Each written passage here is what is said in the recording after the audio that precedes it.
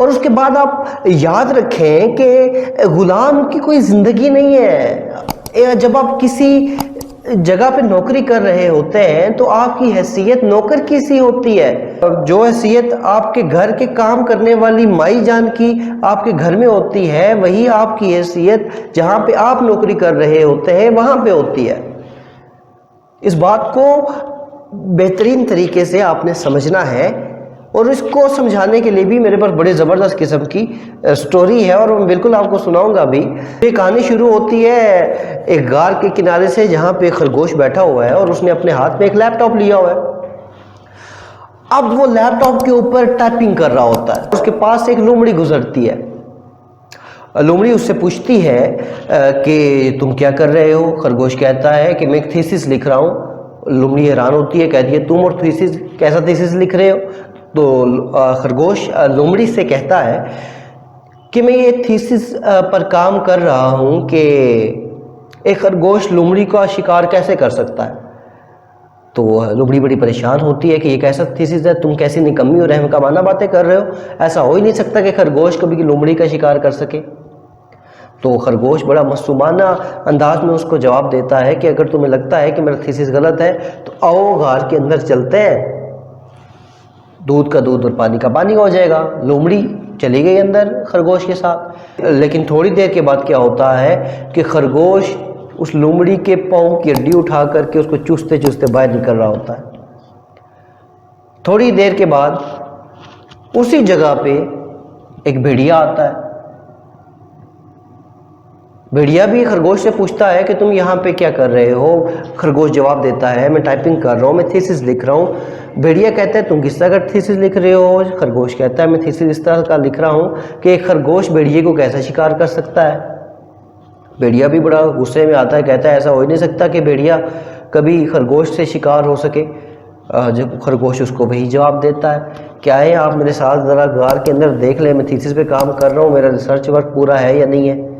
لے جی یہ بھیڑیا بھی خرگوش کے ساتھ جب غار کے اندر چلا جاتا ہے تو جب واپس آتا ہے تو اس بھیڑیے کی ٹانگ کی جو ہڈی ہوتی ہے وہ خرگوش کے ہاتھ میں ہوتی ہے اور اسے چوس چوس کے وہ کھا رہا ہوتا ہے.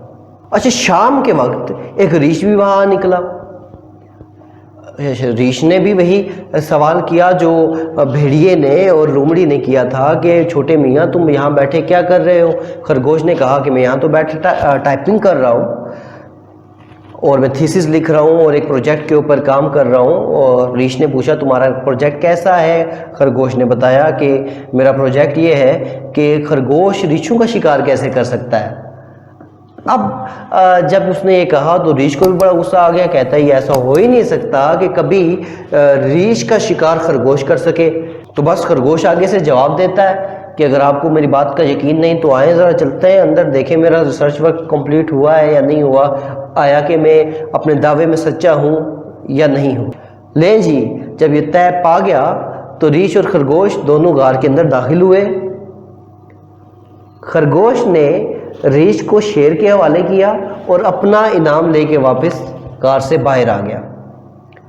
تو ہمیں سمجھ یہ آتی ہے کہ نوکری جو لوگ کرتے ہیں یا جو کاروبار نہیں کر پاتے ہیں کسی ڈر کی وجہ سے، کسی خوف کی وجہ سے، تو وہ ہمیشہ پوری زندگی خرگوش کی طرح کے ہی رہتے ہیں کہ ان کو ایک چھوٹا سا حصہ ایک ہڈی دے دی جاتی ہے اور کمپنیز بہت زیادہ پیسہ کما لیتی ہیں.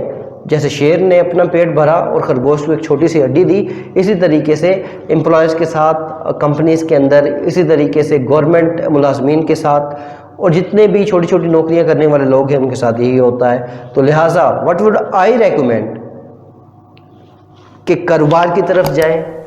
کاروبار چھوٹا سا بھی کیوں نہ ہو لیکن اپنا ہوتا ہے.